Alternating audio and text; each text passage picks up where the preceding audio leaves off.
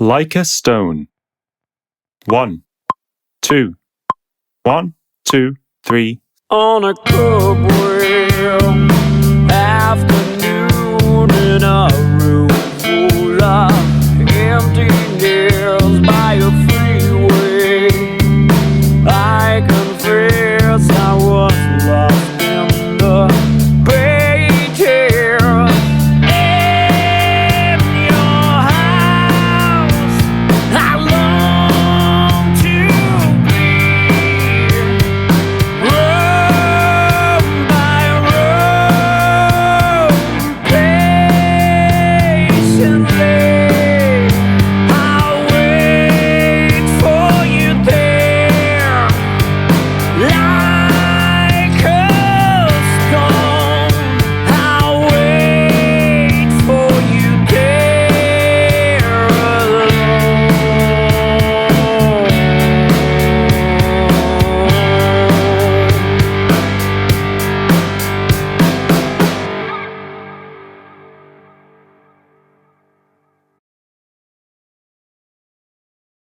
Hi, welcome to a lesson on the Rockschool debut syllabus.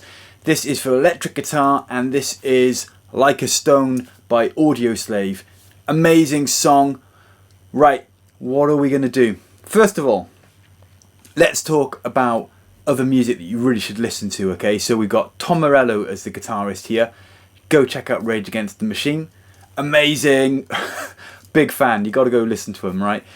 Secondly, Chris Cornell, the singer. Soundgarden. Go check out Soundgarden.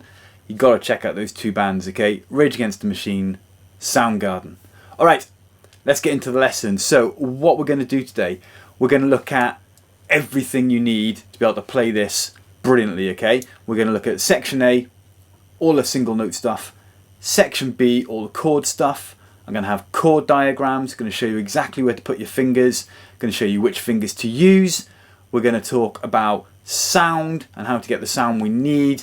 We're going to do everything you need to play this song and get a really good grade if you're going to do the grade, or everything you need to play it for fun if that's all you want to do, which is cool as well. Right, so let's make a start with our tone tips. This is how to get the best sound for this song. So here's an example of the sound you might want for this song, okay? So you can see I've got the guitar set for some overdrive there, so it sounds like a rocky guitar. You don't want loads though, so don't put it right up, about half or so will do. But also there is...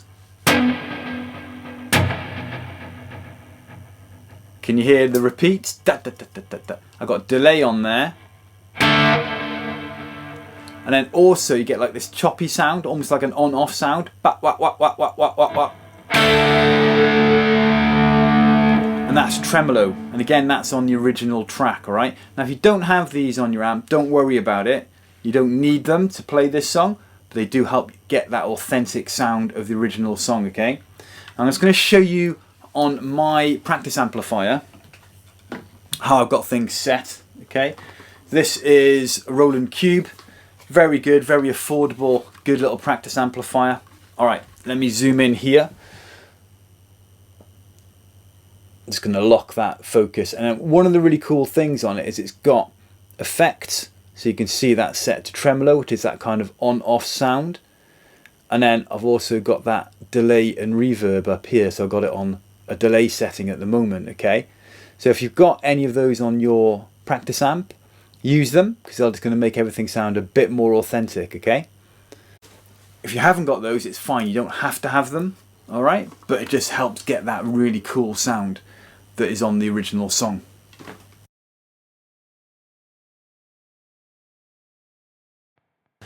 Okay, let's have a look at section A. So section A, we want a reasonably clean sound on our guitar.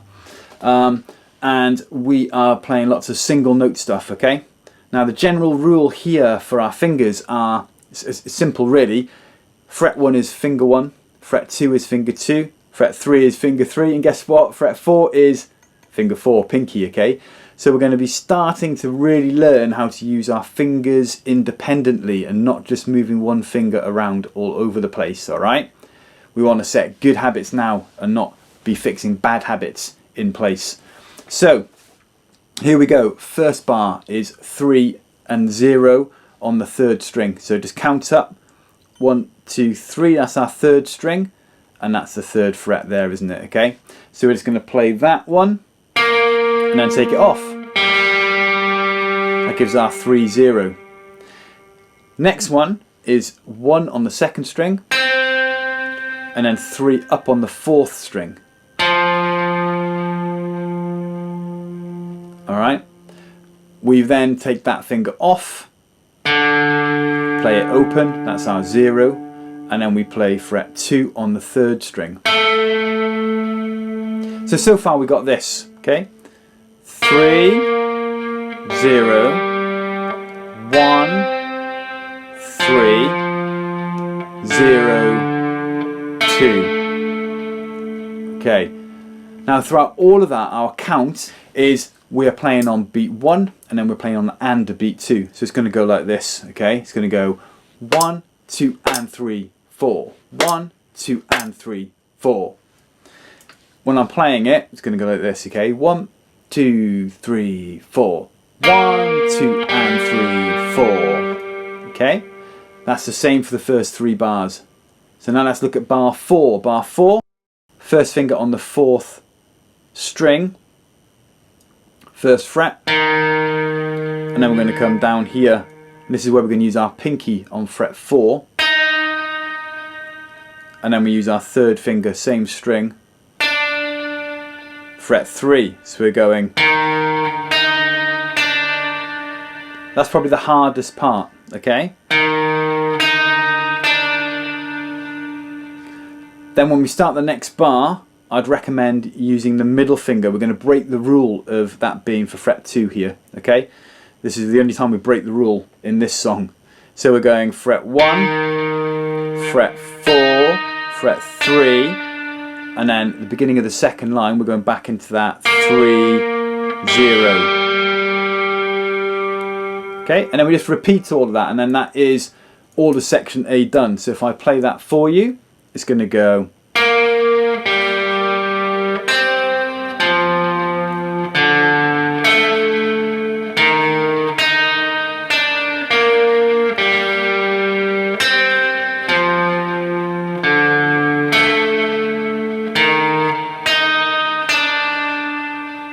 Alright, there we go. That is section A.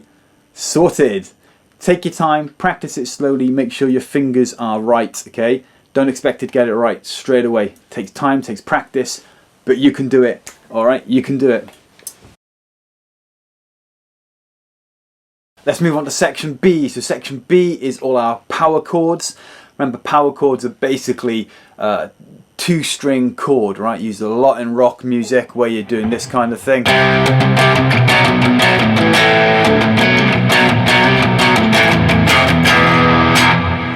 Alright, now what we're doing in this song, everything is going to be 2 strings, okay? So make sure you're hitting only 2 strings every time to keep it nice and clean. And our G is just going to be this, middle 2 strings. Nice and simple, right? Now you'll notice in the book, if you got it in front of you, that the chords all have a 5 after them. So for example, a G says G5, our F says an F5, okay? And that 5 just means we're playing power chords, alright? So anytime you see that, just think, alright, it's a 2-string power chord, okay, generally, and you're going to be good. Right, so our G is, as we said, just the middle 2 strings. So let's do that one. The next one we've got is a B flat 5. Now that sounds really hard, right? But all we're going to do is put our pinky and our third finger in the 3rd fret of those same middle 2 strings, okay? And just play those 2 strings. Our next one is F5, and all we have to do is move those 2 up, so they're now on strings 5 and 4. Okay, and just play those 2 strings only again. And then we're back to our G5, so middle 2 strings, no fingers. Alright, there we go. What do we do next? Nice and easy. We repeat it, okay? So the bottom line on the first page there, we're going back to our G5, middle 2 strings, no fingers. to our B flat 5. So we're going to use our pinky and our third finger there on fret 3 again, middle 2 strings. If we move them both up 1 string, we've got our F5 again. And then we finish on that G5 again there. Middle 2 strings, no fingers. We then have a slightly more difficult power chord. Okay, now this is the E flat 5, it's calling it here. And this one is going to be our first finger on the 4th string there again, okay? Now we used that same note in our intro where we did the... Okay, so we're back up there, 4th string, 1st fret. And then stretch across, so you're jumping over 1 fret, okay? And you've moved it down 1 string. So again, we're playing our middle 2 strings. That's on our 3rd string, that's on our 4th string, okay?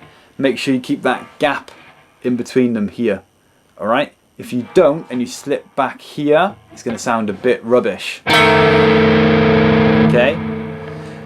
Try your pinky if your stretch is a problem. Some people prefer using the pinky. I prefer the 3rd finger because it's stronger. But do what works for you for now, okay? Right, so we've got that one, which is our E flat 5, top of the 2nd page. And then we do a nice easy G5 again, so just take them off. Our F5, remember that's strings 4 and 5 on the 3rd fret. Back to the G5. Back to the E flat 5. Last line of the whole song, back off for the G5. And then a standard D chord. So if you're not sure about this one can be a bit tricky because it uses 3 fingers, okay? But anyway, first finger is going on the 2nd fret on string 3. 1, 2, 3, okay? Middle finger is going on the bottom string there, the 1st string on the 2nd fret too, okay? So make sure those two are both in the same fret, the same box. Then we've got our 3rd finger, and that's going to go on the 2nd string, 3rd fret. Remember to look at the chord diagrams too, that'll help, okay? And there we go. Right, so we play that once. 1, 2, 3, 4, and then again. 1, 2, 3, 4, and then we finish on our G. 1, 2, 3, 4, 1, 2, 3, 4, finished. Okay. If you noticed there, I played that last G for a count of 1, 2, 3, 4, and again 1, 2, 3, 4. All right, I just held it for a long time. You'll see in the book you've got that tied note. All right, again, have a look here. I'll have it in a diagram for you. But that tied note means that we just keep it for an extra 4. It just connects those notes together, okay? So hold it for a nice long time. All right, and that's it. That is all you need for the song. We've done the power chords. We've done the single note stuff in the beginning. We've gone over the sounds you need to make this song sound authentic. You just need to go ahead and practice it now. Rewind the video, watch any bits you're unsure of. Check out the chord diagrams that have been up on the side here. Check out the music that's across the middle. And yeah, good luck and have fun. Like a stone. 1, 2, 1, 2, 3. On a cobweb afternoon in a room full of emptiness by a freeway, I confess I was lost in the pages. In your house, I long to be. Room by room, patiently, I'll wait for you there.